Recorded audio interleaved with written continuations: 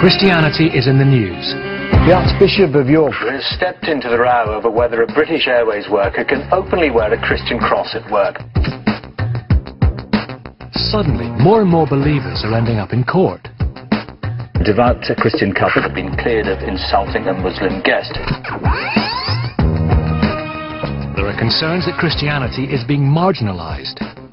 Would they do the same with the Quran, or the Hindu scriptures, or any holy book for that matter? And that individual Christians are being victimised, persecuted even. I think if you lose your job because you've offered to pray with a patient, you would call it persecution. It's the kind of story you would think only happened in places like Pakistan, India or Iraq. How can this happen in this nation? 5 Live Breakfast, it's exactly 9:30.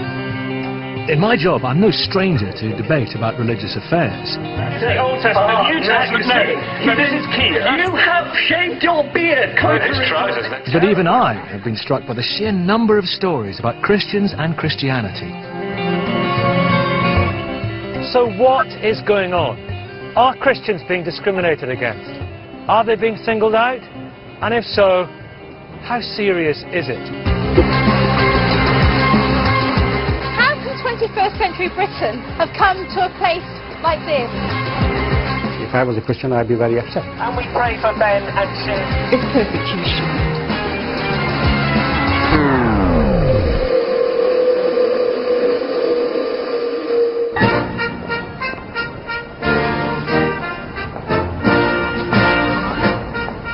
Cast your mind back a few months to December, and the most popular festival of the Christian year. Christmas. It is a great British tradition, part of the fabric of our society, a chance for us all to get together as a nation and celebrate and let our hair down. And it's been like that for hundreds of years. In the 17th century, when they tried to ban it, there was a huge public outcry. But if you believe the papers, there's a far more contemporary threat to Christmas.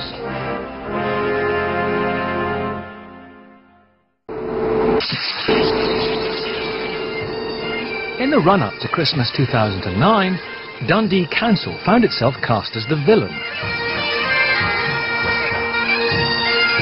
Instead of a modest switch-on of the Christmas lights, the city chambers had planned an ambitious evening of entertainment right across the city. The title for such an event needed to be suitably enticing, and so Dundee's Winter Light Night was born. But it wasn't long before some local church leaders protested that the name made no mention of Christmas.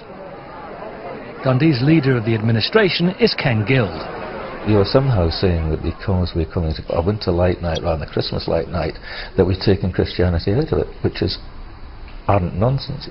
The idea is to get as many people as possible involved, and through that you're exposing them to the Christmas message and to Christmas celebration.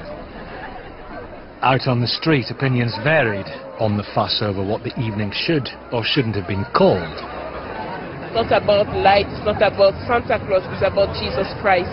At this time of year, if they're having a light switching on the lights for Christmas, you should mention Christmas in the title. I understand why they object to it. I think they've got no business at all objecting to it whatsoever. It's a great night, call it whatever you want. In the end, the council convinced church leaders that they had not meant to sideline Christmas. But according to Ken Guild, Dundee is not alone. Calling it a winter event is quite common. If you look at our next city up in the northeast, they are calling it the Winter Festival. If you go 20 miles along the road to Perth, the nearest large town, they are calling it Welcome to Winter.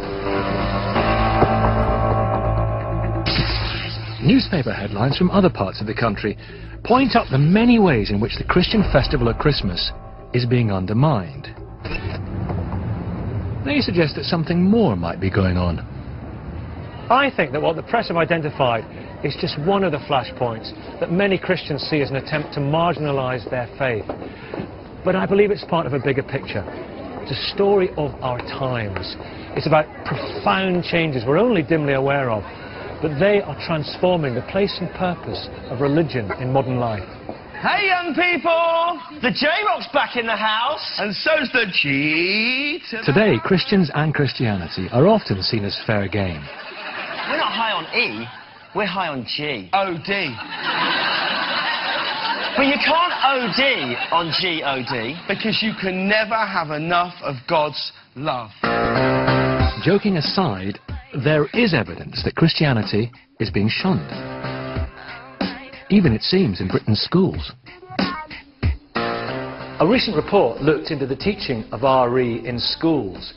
It found that most Christian student teachers thought that sharing their beliefs with the classroom could be unprofessional.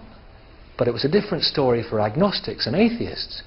They believed that sharing their lack of beliefs or questions with the classroom could be a positive contribution. I decided to see for myself if this is in fact the case. Relate to all of us. What do student teachers at Canterbury Christchurch University think? What must all teaching be in the classroom in relation to the entire curriculum of religion? Those who were atheist or agnostic felt more able to discuss their beliefs in the classroom. I have told a couple of my students, but I haven't told any of my students as a class. I find it's a nice easy way to answer the questions, why do we have to learn RE when we're not religious? It's, well, I'm choosing to teach it and I don't believe in any of it, so... I know that a lot of students don't even know what agnosticism is, so it's quite nice for me to have that opportunity to explain it to them as well. By contrast, many Christian teachers were reluctant to discuss their beliefs in class. I'd never share my viewpoint because that is a view that the whole of society would not accept as a view. I'm quite conservative in my beliefs, like, I guess, maybe certain issues with kind of sex and homosexuality and things like that. I'm worried that if I ever did denounce it, I'd get in so much trouble. So when I've had children ask me before, I thought, obviously everyone who believes in this is stupid. So, well, actually, a lot of Christians would disagree with you, rather than saying, my personal belief as a Christian is this. So you word your answers differently. All these examples add up to what many Christians say is a new threat. After centuries in the mainstream, there are Christians, bishops as well as laity, who feel they are being treated unequally, sidelined, even discriminated against. Roll on the day when nobody goes to church and we pull the damn things down and make something useful. Of course, on one level, it is true that the secularization of Western Europe has been pushing Christianity away from the public arena. But that's been a long-term trend. The current disquiet, especially felt by devout Christians, has very different roots.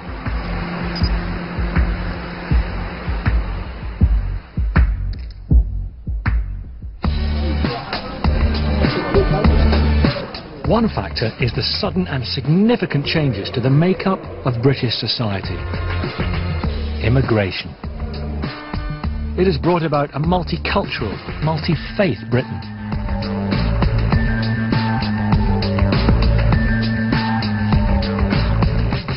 Take a town like Rochdale. Most people expected last year's Christmas lights to be the usual display of Santas, snowmen, and a Merry Christmas sign. 10, 9, 8, But with the countdown to the big switch on, came a twist on the traditional theme. 3, 2, 1.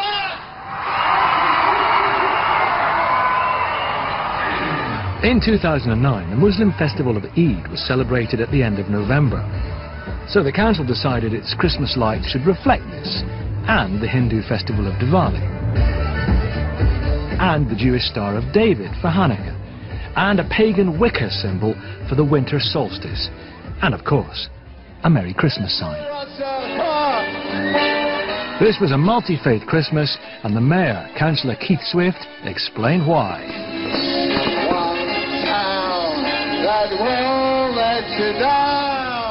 Council does have to take into account the fact that we're now a multicultural nation, and we've welcomed people from all over the Commonwealth, all over the world, to come and live and work here and be part of our community, and we can't therefore ignore their views, and we have to respect their views.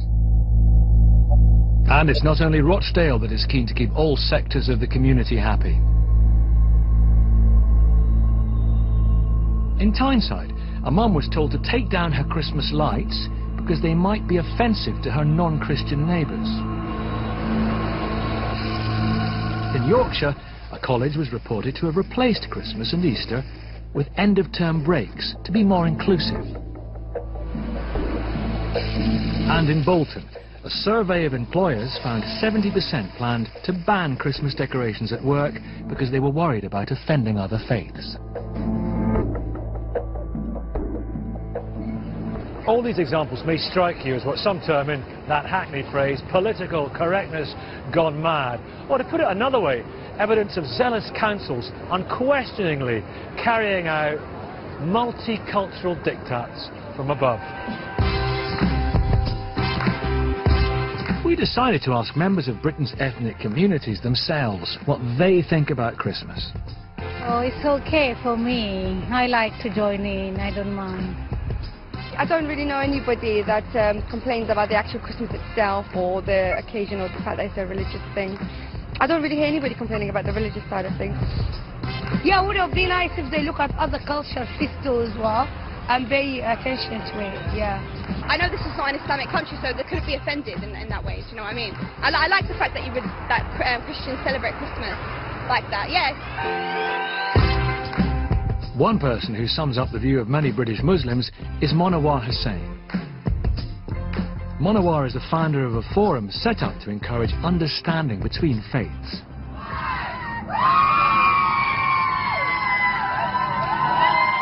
He has no qualms about joining his Christian neighbours to celebrate the switching on of their house lights. And he thinks many in Britain's ethnic communities are fed up with being blamed for the renaming of Christian celebrations. As someone of faith, I want to see my Christian friends be able to share their festivities with us and kind of express that culturally. So in the public space, their faith is also projected. And I have absolutely no problem with that. Bob, thank you. Welcome. Pleasure. And often I think it's local authorities who are ill-advised or sometimes maybe disconnected from local faiths and local culture, or do not know enough about local communities, that they make decisions that are really not in the benefit of local communities. If councils perhaps did more to find out what minority faiths actually thought about Christian festivals, it would reduce much of the resentment some Christians feel. There are Christians who wonder what the fuss is all about. They welcome what multiculturalism has brought in its wake. But there is another issue stirring up resentment in some Christian quarters. They fear their right to express their faith in public, as they've done for centuries, is being undermined too. What, for example, if a Christian's personal convictions are not deemed PC enough at work? That's when some fear political correctness tips over into victimisation. And for some at the receiving end, that can very much feel like persecution. You have 5,000 people signed this petition in a short time. One such Christian is the reason for this vigil outside Wandsworth Town Hall in London. Up until January 2008, Duke Amakri worked here as a homelessness prevention officer. But he got into a conversation with a client about her health and asked if she had thought about putting her faith in God. 2 days later, he was suspended from work and later dismissed. I'm very, very grateful that you all have come out to stand with me to see that justice is done. On the night of the appeal against Duke's dismissal, many supporters turned out, and feelings were running high. We are somehow sidestepping Christians because we're not violent, because we don't shout from the rooftop necessarily. We're being sidestepped, and that I think I wanted to come out and support this man.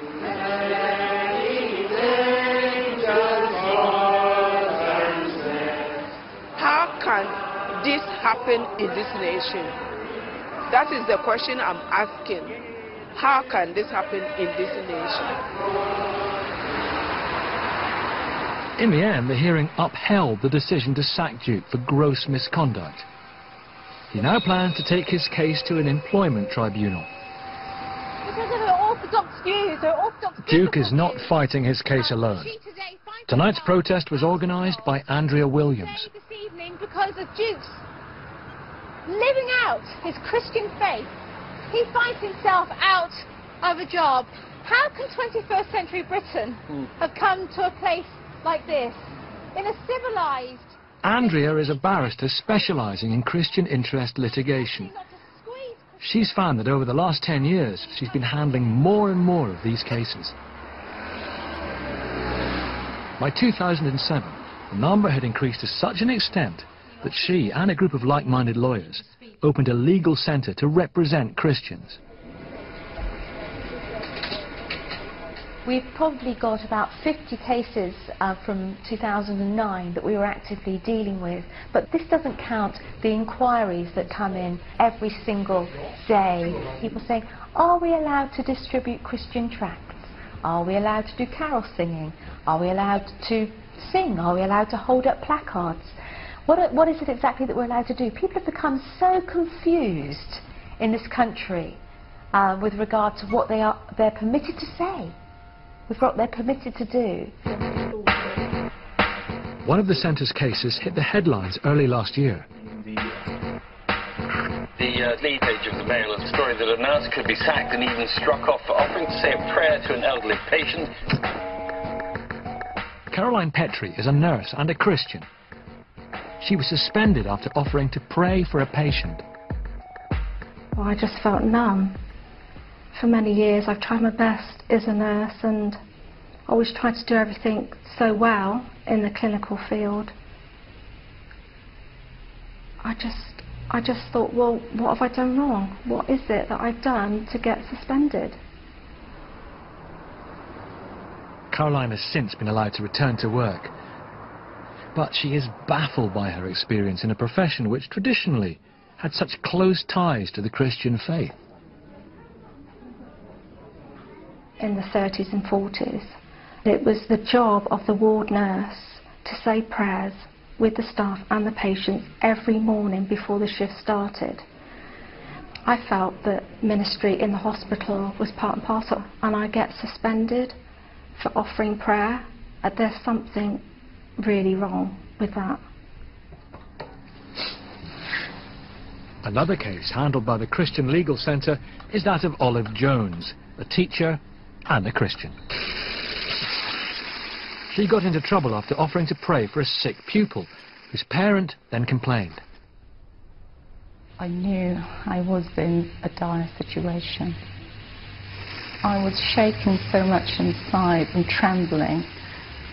And basically, the parents' complaint was about the fact that I had shared my Christian experience and that I had offered prayer. You know, it's as if you are not meant to mention anything concerning God in the workplace. North Somerset Council say they have agreed with Olive that it can be appropriate for a teacher or tutor to offer to share their faith with a pupil. But careful professional judgment needs to be made as to whether it is appropriate and indeed acceptable to the person or family concerned. The council say they've offered Olive further work, but she has secured alternative employment.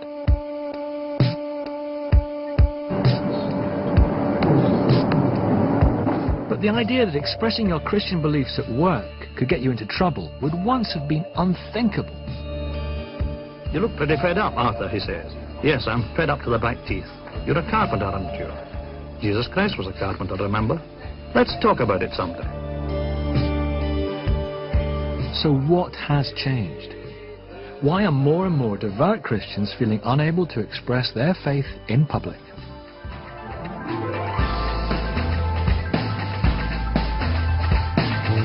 The The answer may be found here in the House of Lords. Its record office houses all British law. In recent years, there has been a raft of new legislation based on principles of human rights. Britain signed up to the principles back in 1950 under the European Convention on Human Rights. But it's only in the last decade or so that steps have been taken to incorporate them directly into British law. These are the actual Acts of Parliament, all passed over the last decade or so, designed to bring us into line with European legislation in a whole range of discrimination issues. Their ultimate aim, to make Britain a more tolerant society, and that is a fundamental principle of our liberal democracy.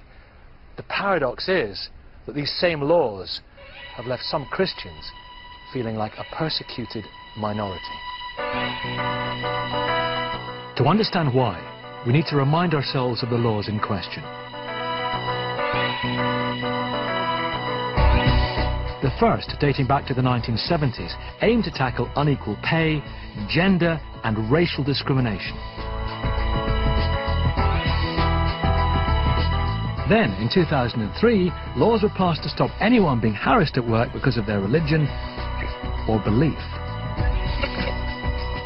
That was good news for Christians. And protection was also given to gay and lesbians to prevent discrimination because of sexual orientation. The problem is, the legislation never made clear what would happen in the event of a clash.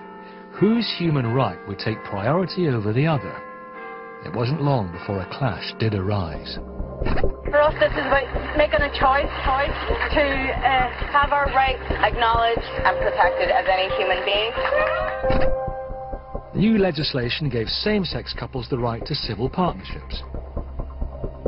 Of course, some Christians welcome the new laws, but for others, it created a crisis of conscience. For Lillian Liddell, her belief is that marriage is the union between man and woman. Lillian Liddell believes same-sex partnerships go against the teaching of the Bible. But as a registrar for Islington Council, she was now expected to conduct these ceremonies. When she asked to be excused, Lillian was disciplined. She hoped the laws against religious discrimination would protect her. But after 2 tribunals and an appearance at the Court of Appeal, Lillian is still fighting.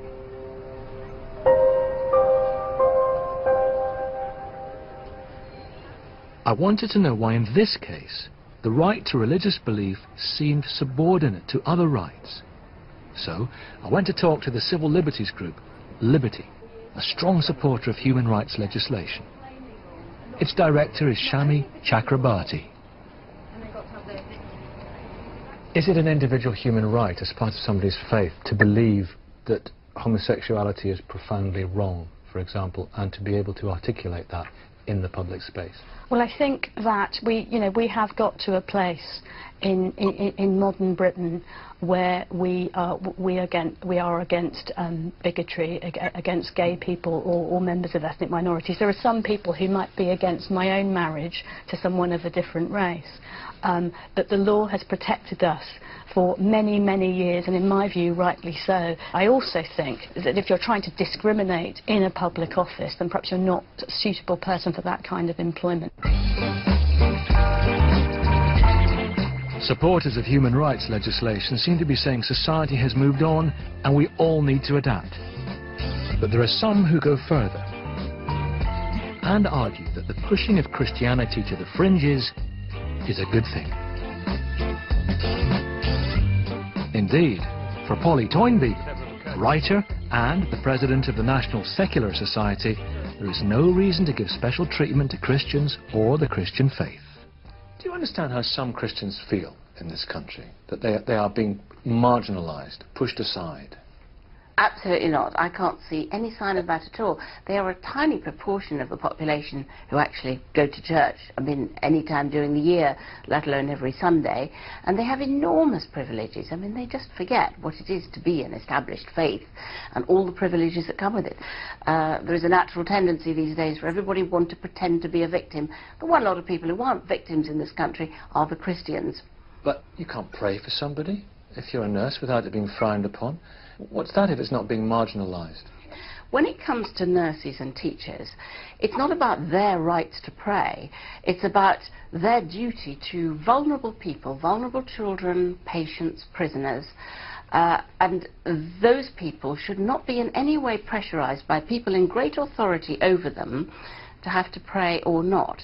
It's a matter of individual choice and individual sensitivity. But as long as religion sticks its oar in, is that holding us back as a society? Is religion putting the shackles on us? I think there is a danger increasingly that religion is taking too big a share of attention in the public space. The idea that we should have special respect for religion, that it should be treated differently to other views, I think this comes partly from nervousness about how to treat the Muslim community fairly, and sometimes that's led to a general making of laws saying religion deserves special respect for all religions. Whether or not you agree that religion's role in the public arena should be restricted, the fact is that for some Christians, it already has been.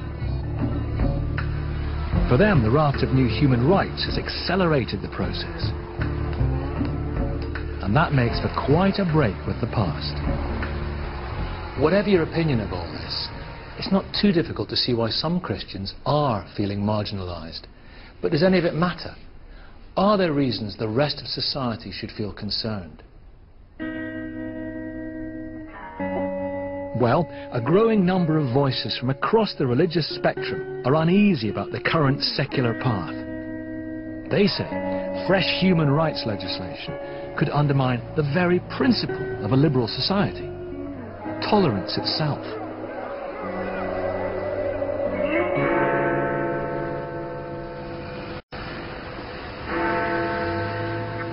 Last year, a new piece of legislation began its passage through Parliament. The Equality Bill. Britain's equality laws have built up piecemeal over 40 years. So the government decided to bring them together into one single Act of Parliament. It seemed like a sensible step, but when the bill came before the House of Lords in January of this year, it rang alarm bells. Some Christians were anxious that in practice it amounted to the most serious assault on religious liberties in centuries. Some believed that it undermined the Church's right to decide on doctrine. The Catholic Church, for example. Many thought it would make it illegal to appoint male-only clerics, opening the way for female priests. You see, historically, churches have had the right to refuse to employ anyone on the grounds of gender, marital status, or sexual orientation. They feared that the new bill would change all of this. For its part, the government insisted that it never intended to apply the new law to ministers of religion. They would remain exempt. Even so, some bishops in the Church of England used their inbuilt advantage as members of the House of Lords to speak out against the bill. They are not matters for the law to impose. Start down that road and you put law and conscience into inevitable collision. And that way actually indeed lies ruin. For many in the church, the bishop's intervention was long overdue. I've come to the Daily Telegraph to meet a leading religious opinion former. Anglican priest George Pitcher is the religion editor for the paper. He believes the bishop's move was popular because it upheld the wider principle of a religion's right to decide on its own rules. I'm pleased that they were there to defend our established Church of England and its practices in the House of Lords, because I think that's, you know, if you like, a part of our rich, unwritten constitution. I'm glad that they are intervening in the debate to say what they had to say. I'm wholly in favour of women being priests, and if women are priests, of course they should be bishops. I'm entirely in favour of homosexuals being open about their sexuality and so on. But, you know, I think once you start saying that you're not allowed to think that these people are leading sinful lives or are wrong in any way, then we lose that healthy sense of debate. And I think that's prescriptive. Yes. And I think that's dangerous. Is this why so many came in against the legislation? I mean, the bishops? Well, funnily enough, I think that the threat that is most often cited actually is missing the point. You know, I think that too many Christians are saying we should have the right to discriminate against who we believe should be outside the church. But I think the danger really is in the prescriptive nature of an Equality Act, such as it's constructed, which seeks, if you like, to prescribe how people think and what is right think and what is wrong think. It's quite Orwellian. A thought crime. Well, yeah, absolutely. George Pitcher's views were echoed by others in the Anglican Church. Then, at the beginning of February, the Catholic Church also stepped into the row. Pope Benedict has criticised the equality bill currently going through Parliament. The Pope took the highly unusual step of speaking out. He said some of Britain's equality legislation imposed unjust limitations on the freedom of religious communities. Simply put, the Pope was saying that guaranteeing freedom from discrimination for groups such as gay people is being bought at the expense of his own church's freedom of belief. His intervention upset many secular voices who argue that any debate on the issue of equality has to be conducted on the basis of reason and reason alone. Ziauddin Sadar is a respected Muslim scholar, a prolific author and columnist for the New Statesman. He's also a former commissioner of the Equality and Human Rights Commission. In contemporary times, you can't argue from authority or on the basis of dogma. For public space to be productive, the arguments have to be based on reason and rationality. And I think the problem is, for example, the contemporary intervention of the Pope is more or less based on dogma rather than analysing. What should the Pope have said recently? I mean, he said that this equality legislation was against natural law, which I suppose you would argue is a dogmatic thing to say. Yeah. How should he have framed his argument? Christians, like all people of faith, have to realize that the world changes. Morality is not a static thing. Morality is something that evolves. It's something that we arrive at sometimes by contestation. Even if it would involve women priests ultimately, or transgendered people working in mosques, that's okay? Yeah. I mean, either you believe in it. I mean, the thing is that it is not simply enough to say, I believe in equality. You need to delineate what equality means in contemporary times. And equality doesn't have the same meaning for all time, you know. What if it's against the doctrine as laid down in your holy book? Well, it has to be reinterpreted. Easier said than done. Absolutely, easier said than done. But the thing about Scripture is that nothing in Scripture is kind of defined for eternity. Everything in Scripture has to be negotiated and interpreted. And when you engage with the Scripture, then you bring yourself to it, and you bring your own time, the values and concerns of your time. And you're including the Quran when you talk about the Scriptures. Absolutely. But the Catholic Church in Britain welcomed the Pope's intervention. Its recently appointed head, Archbishop Vincent Nichols, says the Pope was warning of a bigger threat. Equality legislation is part of a secular ideology, and it can't be allowed to ride roughshod over religion. One way in which to understand the tensions around equality legislation is not to think that one is a matter of doctrine and the other isn't. You know, secularism is a doctrine, and it can be as forceful and it can be as narrow-minded as the worst of a doctrinaire Christian position. So I think it is a question of really opening up a much more constructive dialogue.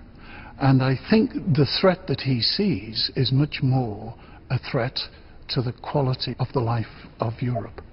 So I think he's much more interested in saying, the human good, the good of society, will be damaged if this, as it were, source, this rich vein of generosity and goodness is switched off and is sent underground, is sent out of the public sphere. It's no surprise that the Catholic and Anglican churches were ready to fight for religious freedom. They're trying to defend rights and privileges they've had across Europe for centuries. But perhaps what is surprising is that a growing number of non-Christian voices seem to share the Pope's anxieties. They too believe that equality laws are putting the fundamental liberal principle of tolerance under strain.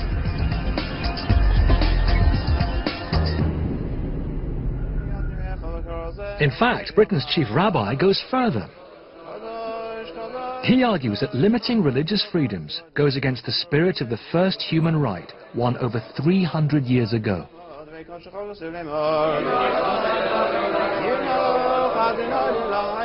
Rights are a good thing, and they arose really in England in the 17th century after a century of religious warfare throughout Europe, when, to put it bluntly, Protestants and Catholics were killing one another. So the major question was, how can people of strongly conflicting religious beliefs live peaceably together?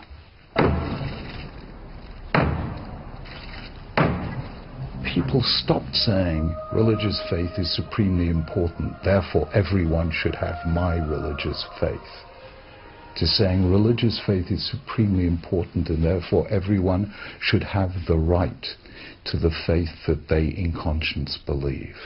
And with that one simple move, religion turned into a friend of liberty instead of being its enemy.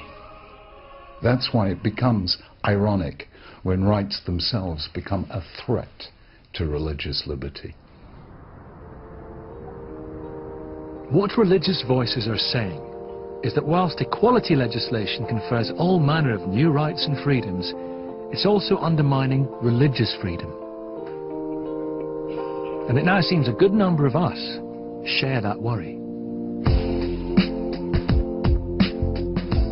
We commissioned a special poll to find out if people think Britain is becoming more or less tolerant of religion.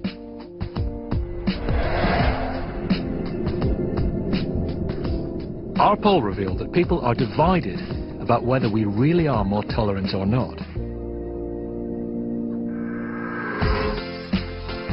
Indeed, of the 1,000 people polled, the biggest group, 44%, actually thought Britain is becoming less tolerant. It's a paradox. The boom in individual rights and freedoms is not matched by a corresponding sense of a rise in tolerance. Ironically, one reason may be an unintended effect of the equality laws. Human rights legislation can create a raft of potentially competing freedoms. Going green isn't just about making energy savings. It carries the same weight as a religion. An artist should be free to practice their art. And if the artist wants to rip up a book, it doesn't matter what book it is. When it wasn't so long ago, the Nazis were burning Bibles and defacing them, ripping the pages out. The Hindus and Sikhs are preparing for Diwali, but people who work won't automatically get time off to celebrate.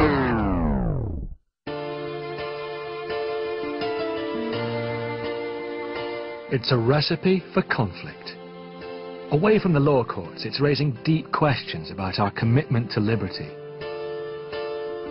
Roger Trigg, a philosopher at Oxford University, worries that nowadays almost any right will trump the right to Christian belief. He points to the recent case of the Christian registrar at Islington Council, who got into trouble for asking not to carry out same-sex civil partnerships. Principle was they were against discrimination, but they were against discrimination of people on grounds of their sexual orientation. They weren't, it seems, very concerned about discrimination on grounds of religion. And yet That is just as crucial. It seemed to me in that case there was a balance between two different things there, but they didn't see it that way. They just only saw discrimination on one side. Churches, for instance. Now, there is a kind of view amongst some people that would say, if you don't like it, you're free to give up your profession. You must do as you're told. And I think that kind of overriding of deep feelings of conscience is very dangerous. Indeed, I think democracy depends on these deep feelings of conscience. If people actually in a democracy aren't acting in accordance basically with what they believe to be right, it all just becomes a power struggle, different interests against each other, no idea that anybody's acting for the common good, and that will destroy us. Christians point to other examples where the law has been changed to accommodate the rights of minorities. A Hindu man has won the right to be cremated on a traditional funeral pyre. A Sikh teenager from South Wales has won her right to wear a religious bangle to school. It is true that a number of Muslims have failed to win the right to wear the full veil at work. Even so, many forms of religious dress are now permitted in the workplace. But even supporters of human rights legislation worry that when it comes to Christian expressions of faith, the law is not always applied evenly.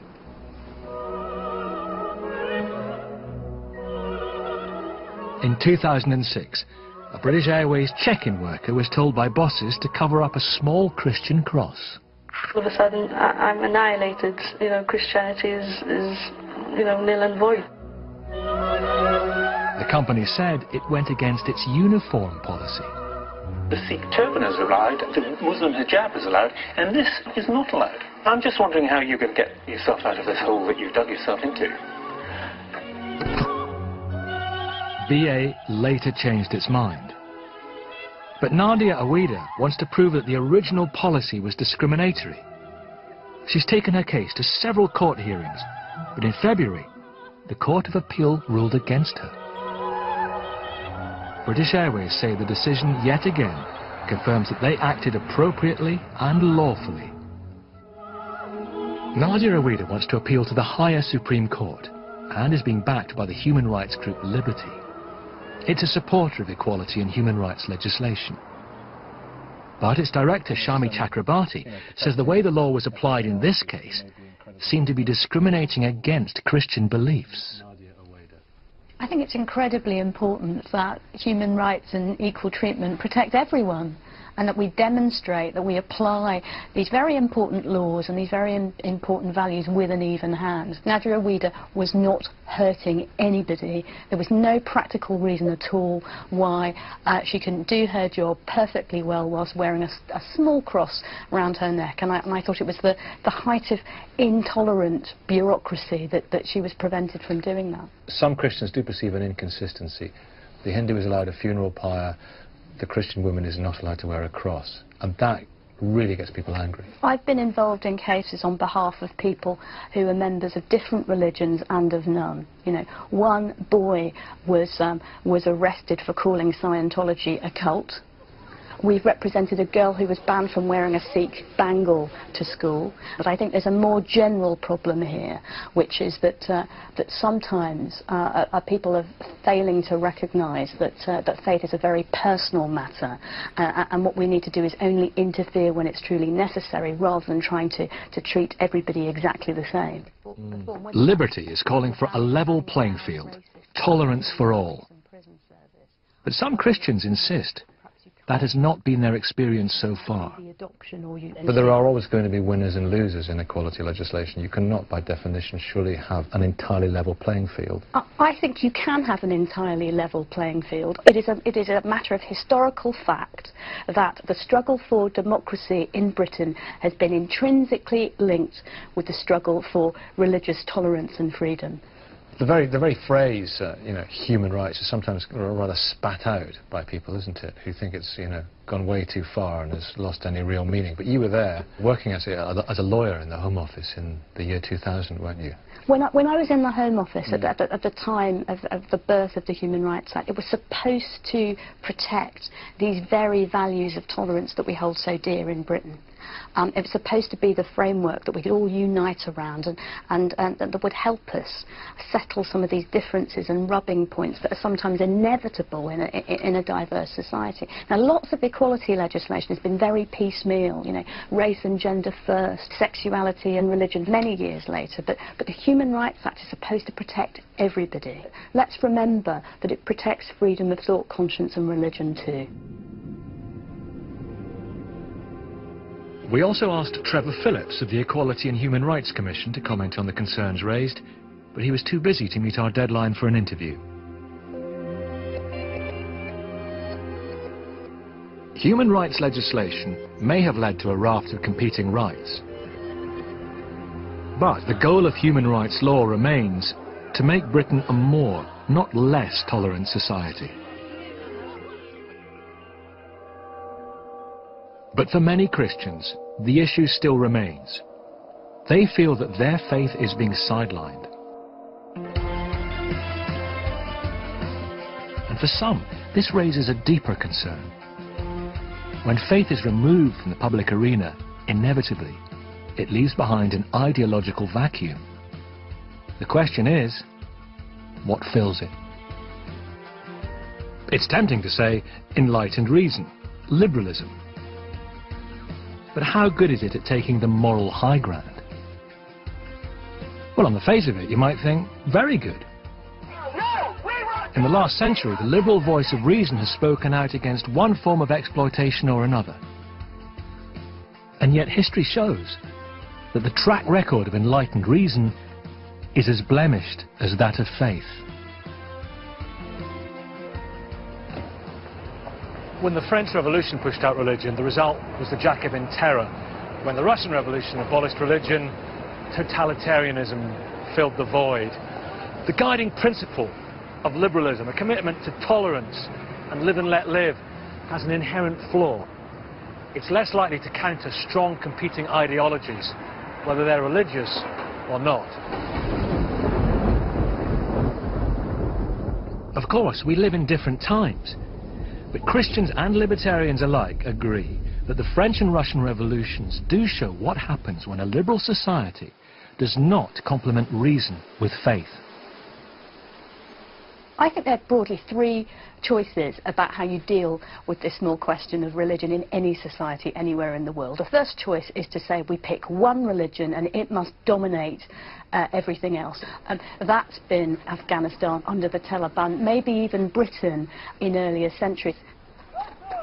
The alternative that some people promote, that's to say that all faith is dangerous, divisive mumbo-jumbo, and we want to stamp it out altogether or chase it completely from the public sphere into the private sphere, under the bed with the pornography. And that, if you like, is my caricaturing of Stalin's Russia, but also to some extent parts of Europe, like France.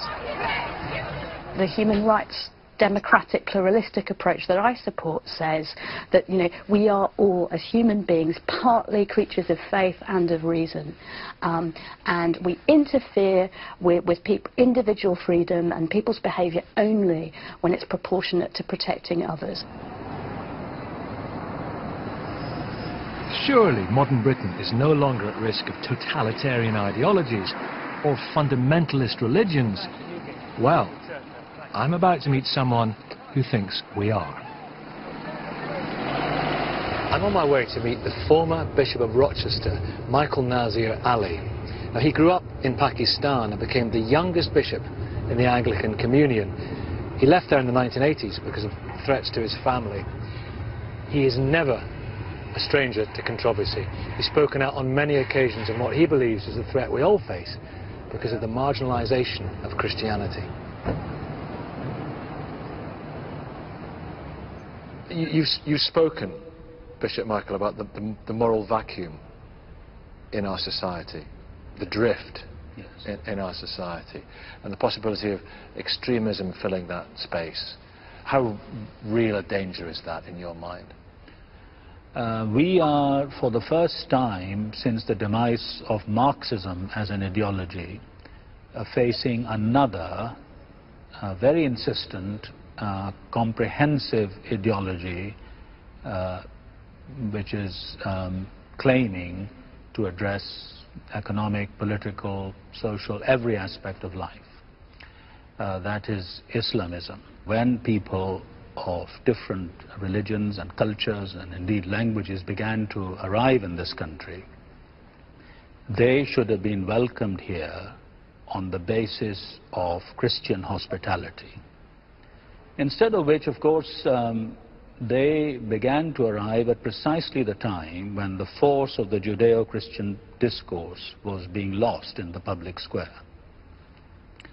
And so multiculturalism was invented by default. The idea was, well, we don't really know where we've come from, or we are trying to forget it. We don't know who you are and where you've come from, so let us just continue to live our lives separately as best we can. Well, we've seen what the result was. The result was isolated, segregated communities, not knowing one another. This certainly provided an opportunity for extremists to sell their own wares. We have no common view of citizenship, and we don't know how the different communities can contribute for the common good. At the moment, I welcome. But other Christians are not so pessimistic about the outlook for society. Nick Spencer is Director of Studies at Theos, a theology think tank, founded with the support of Britain's Anglican and Catholic churches. I'm aware of the moral vacuum argument, the idea that Christianity was our moral atmosphere. It has removed or been vastly diminished. That leaves a vacuum, and therefore, for example, Islamism kind of spreads into it. I'm not convinced by it. It may be the case in some circumstances. I think you're right that sort of culture abhors a moral vacuum, and therefore, if we don't believe in something, we don't start believing in nothing, we believe in something else. I don't think that something else is extremism. For a start, I think that Christianity is not as much diminished as a kind of cultural artifact as people sometimes think it is. You only have to look at the last census to show that in some sense or other there is a very, very significant residual attachment to Christian identity in the British population.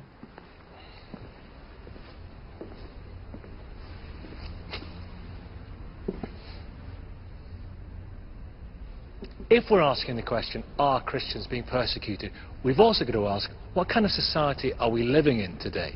Because everybody, Christian or otherwise, we just want to live our lives as we see fit. But if we carry on like this, that could become harder. And if it does, what do we do about it?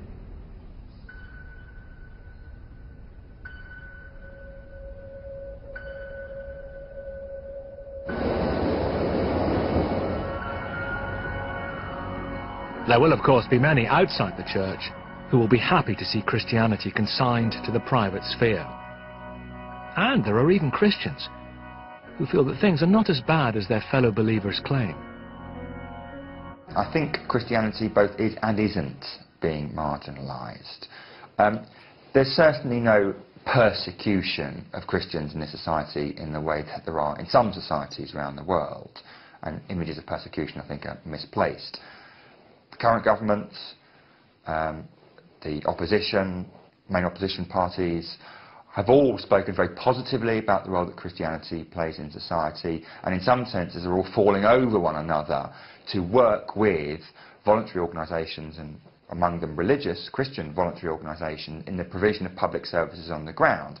That certainly isn't marginalisation, that's partnership. But for other Christians, there's still the problem of what they can do to make their voice heard.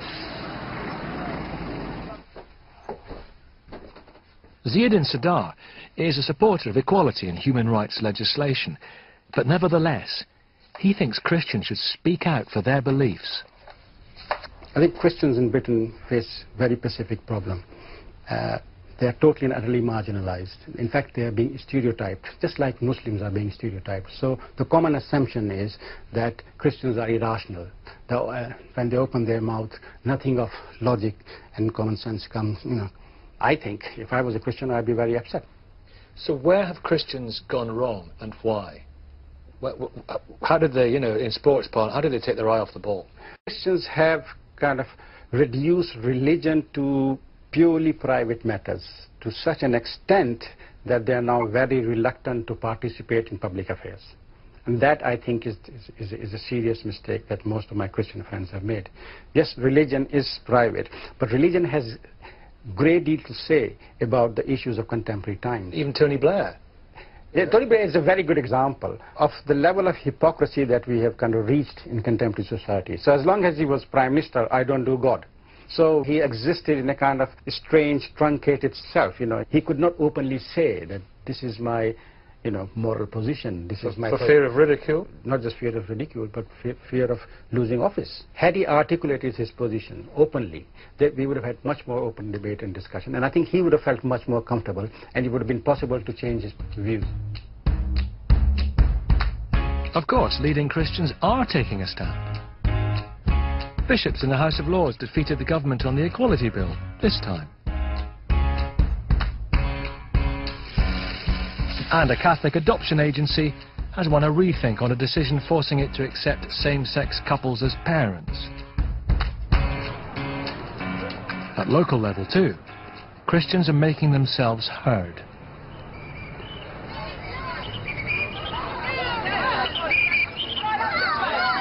This is Oxford at the end of last year. The churches are celebrating something of a victory. The previous year, the City Council had run an ambitious programme of events called Winter Lights. Christians fought back, but with the support of the city's Muslims, Jews, Hindus and Sikhs. I think we stand together because we realise that actually belief in God or in a transcendent reality is something that unites us over against an entirely different worldview. They came together to write a joint letter to the council expressing their dismay at the name Winter Lights. The council insisted it had not sidelined Christmas, but rather aimed to enhance the traditional switch-on of the lights. But this year, the event was called Christmas in Oxford. I think we were quietly pleased. I don't think I'd want to think in terms of success, failure, triumph or whatever, but actually, yes.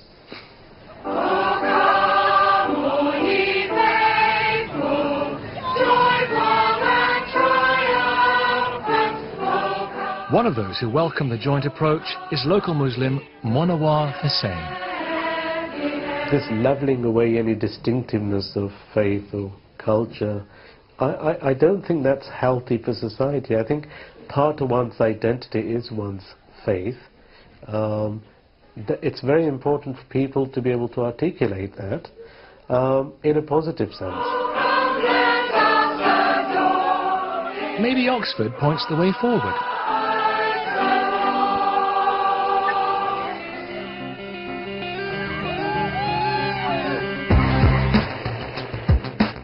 So, are Christians being persecuted? No, they're not being tortured or killed like Christians in Pakistan and the Sudan. But a minority believe they are being sidelined and victimized. By the standards of a liberal society, that can feel like persecution. And that may be a source of strength for Christians. In Rome 2,000 years ago, the Christian faith grew in the face of persecution. In parts of China today, it continues to be persecuted, but is still thriving. This is a debate which raises huge questions about where we are as a society and how we achieve genuine tolerance. It's about freedom of thought, conscience, and religion. It's not a debate we can afford to ignore, because if we continue to turn our backs on it, we may find we've lost more than we've gained.